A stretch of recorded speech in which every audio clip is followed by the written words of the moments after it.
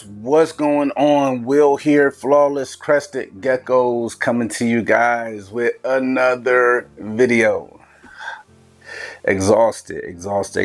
So, you know how we do when we vend these shows. We want to hopefully create a nice little library for you guys to kind of go through in case you want to vend one of these venues, and you can learn from some of the pros and cons to vending, and very specific, like venue specific details, depending on what faction is running or what organization is running a specific expo. We just freshly got back from NARBC Tinley, which for us hopefully is not taken as disrespect to any of the other organizations. We had an amazing time, but we often reference Tinley Park NARBC as the Super Bowl. It is the Super Bowl of reptile shows to us. Thus far, we have not vended every organization's expos, and we actually are planning to get out west more, get up north more, just kind of get all over a little bit. But we also need the foot traffic, not necessarily the sales, in order to vend these shows. We love having those, personal contacts, face-to-face contacts, lovely conversations, lovely interactions, just overall a lovely experience. And depending on where you are, a lot of these organizations can facilitate that. So to get on to the review of the actual show this year, October has often been talked about as the bigger of the two Tinley shows. I don't know, I kind of, as of late, we've seen it pretty much even between the two. They're both pretty huge shows. And when you take into consideration a lot of the main, I guess you say the main attraction to the shows tend to be snake breeders, and their seasons going later, it ends up switching up on what they typically have available for purchase or available to show off. But for us, the overall experience this time has been amazing as usual. There was some notable differences with this show. This was the first show after NARBC announced that they were changing their wait list requirements, their registration requirements. In the past, you were able to kind of stonewall people, stronghold people, for, I guess the best way I can explain it to you guys, and it makes perfect sense. So I'm not pointing fingers at anyone. I completely understand. But in the past, you've been able to, let's say if you've been vending Tinley for the last 10, 15 years, whatever space is your space. So if you have one table or two tables, that's what you have. And you can re-register at the show, re-register and pay in full for your tables for the next show, which most shows are like that. The problem with it comes when, let's say you close your doors to your business, you shut down, whatever it may be.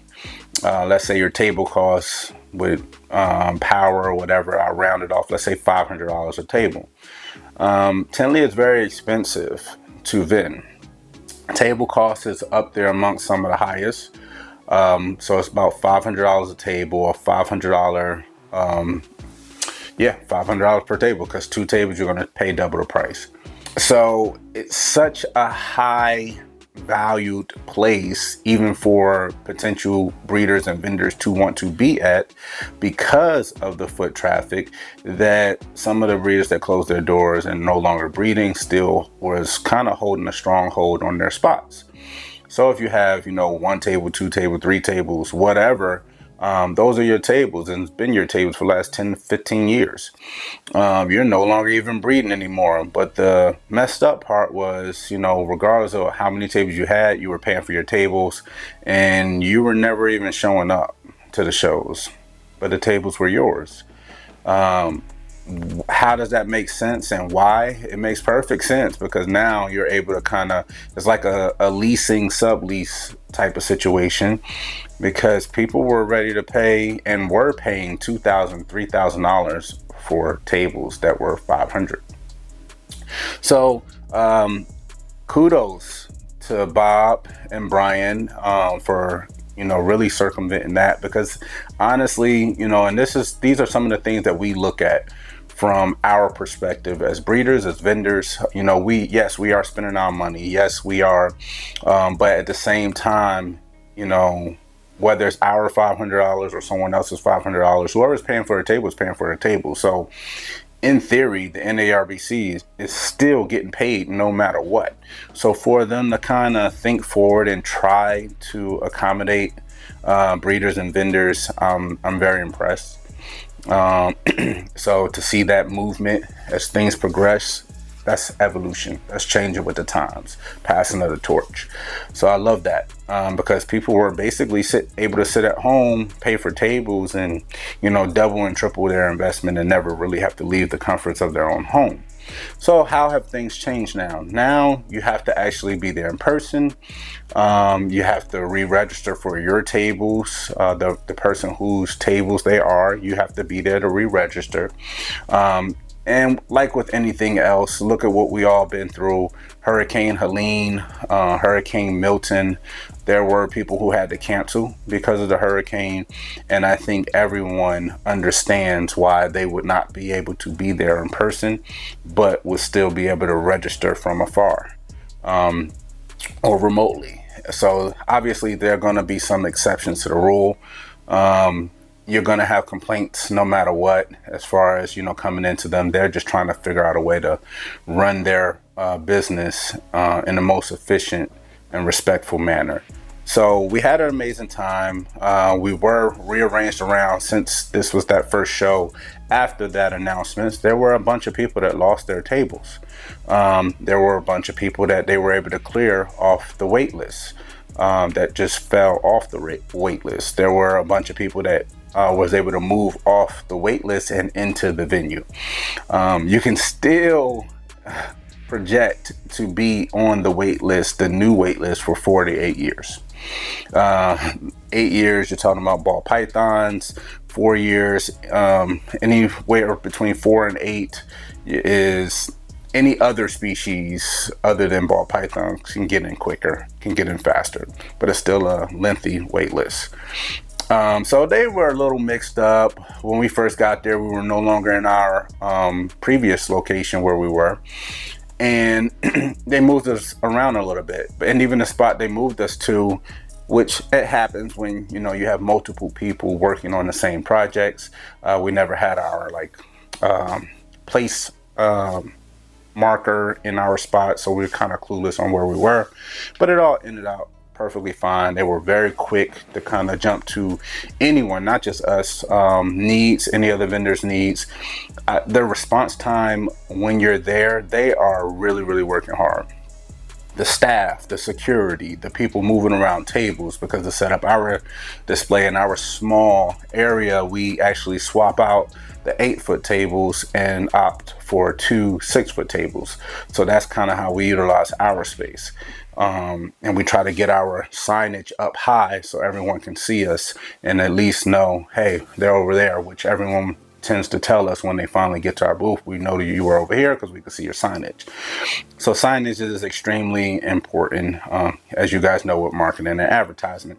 So I'm a little tired, guys. I know I'm rambling, but really want to get this content out there for you guys so you know what to expect when either dealing with Bob Ashley or Brian Potter with the NARBC. And maybe it's your aspiration to want to vend that level of a show. Or, they have also St. Louis, they have Schaumburg. We've done both of those shows as well. Hey guys, Flawless Crested Geckos here, Will and Audra. And we're here to tell you guys about our new Patreon tier. Have you guys ever played the lottery, lose, and get all your money back? That's not really a thing, is it? Oh, but yes it is. With our new tier, the $100 a month, you get every single bit of your money back That's for right. the entire year. But guess what? It doesn't end at the end of the year. Right. No, you have rollover. Rollover. So you can continue to build your savings account as much as you would like. Right. But guess what? That's not all. That's right. You What is also the biggest perk? are automatically entered for our annual free Exantic giveaway. Visual Exantic. A That's free right, guys. visual Exantic. Oh my gosh. Who Yes. does that? We do. That's right. So you guys are going to want to go over to patreon.com/flawless Crested Geckos and check us out. join the Flawless family. That's right. And also, I don't know if you guys know, because I don't know if it was really, I know NARBC put it out there. I know Kobe put it out there. Kobe was our last, at our original location, he was our direct vendor neighbor. And he's moving to Belize. He's one of the breeders that's been breeding for 16 years. And he's moving out of the country. So he's no longer breeding anymore. And he came up with a great concept to auction off his table, because we wanted to get in on that and make ours, 2-table setup. It would have been awesome. And it was funny because I had projections, and my projections literally hit the nail right on the head. He teamed up with US Arc, and again, guys, like an 8-year wait list to get in to the NARBC Tinley. So they decided to actually auction off his table here at the NARBC show. And I was like, oh, yeah. Before we even went, I'm like, yep, we're not going to get it. I'm like, oh, what are we going to go? I'm like, comfortably, I don't want to go over $3,000-$4,000. People were like, you think it's going to get that high? I'm like, what? I'm like, are you crazy? I'm like, man, that table's going to go for 10 grand. And the US Arc auction went down, and Kobe's table went for $10,000. One table at Tinley, it went for 10 grand donation to US Art, and you still had to go and pay the $500 for the table that you're not even vending at, just to jump in front of that 8-year line. Some people think that's crazy. I don't. I think it's actually very, very smart. If your business plan, if your business can absorb that $10,000 hit, it's really not a hit, because it's also a write-off. You could write it off. If you've been following us and checking us out over on Patreon, we talk about these different expenses. But it's a write-off for your business anyway. But yeah, if you can absorb a hit like that, which literally just made them jump in front of a potential 8-year wait, I mean, that's amazing. And now that's their table, literally. So they paid, they donated 10 grand. They paid 500 for the table for a show that they weren't currently vending. And now March, October, every year, that's their table. They jumped in front of 8 years worth of people waiting. Some people may say that's not fair. I think you're going to have pros and cons to everything. We understand that, the proceeds went to an amazing organization like US Arc, which helps fight for all our rights to keep our lovely animals. But I mean, you're going to have cons to it as well. I think it was awesome. Again, you set your ceiling, you see if it's in your wheelhouse, and you kind of adjust accordingly. Personally, I would have loved to have the table, but I mean, if it's not in your wheelhouse, it's not in your wheelhouse. Like I said, people thought we were crazy. We was talking with friends saying, if it go for 3-4, yeah, we're down, we're in. But over that, it's just we'll sit back and wait. Maybe it'll be another 2, 3, 4 years, and maybe we can add an additional table. So it's not that big of a deal. At least we're able to show up and show out. Speaking of showing up and show out, it was much different travel arrangements this go around. Normally we travel through Asheville area en route to Illinois, but as you guys know, with Hurricane Helene has devastated our area tremendously. So we had to actually go up and around. I think we went through Dayton, Ohio. So basically it changes right around a 12 and a half hour trip up to about a 14-hour drive. So it took us 14 hours to get there. We go a day early so we can take our time and, try to relax. It was really smooth trailing. It was smooth trailering down up there. But heading back is a little bit tougher, which is why you guys see me so exhausted right now. It's a little bit more hustle and bustle that we have to put into it. Our breakdown was rather quick. The show ended at around 4. We were packed up and pretty much on the road at 5:30, which is really, really quick for us. So we hit the road and we pulled in to pretty much our driveway from 5:30 Sunday evening. We pulled in at 9 a.m. Monday morning. Yeah, that's a long, long drive. So it does not end there at 9 a.m. We have to jump out, no naps, no anything. We're putting away the remainder of the geckos that did not sell, and a lot of them did sell, which was really, really awesome. I'll throw that in at the end. But put away the geckos, check up, go follow us on Flawless Exotic Creations. We got to check up on all the snakes, make sure everything is good, the clutches, both eggs for snakes as well as crested geckos. Then it's time to feed and clean for the next 14, 15 hours. Yeah, straight through. So we were rocking and rolling straight through. After that, knocking out this video that you're seeing right now. So it's basically being up for 2 full days. It just is what it is. It's not about complaining. It's just kind of putting out there what we experience, just so you know that you're not alone if you're experiencing this same scenario. But back to the show. The show was amazing. It was ran very, very good as always. All the bells and whistles were there. We got to see all our favorite people, all awesome new people.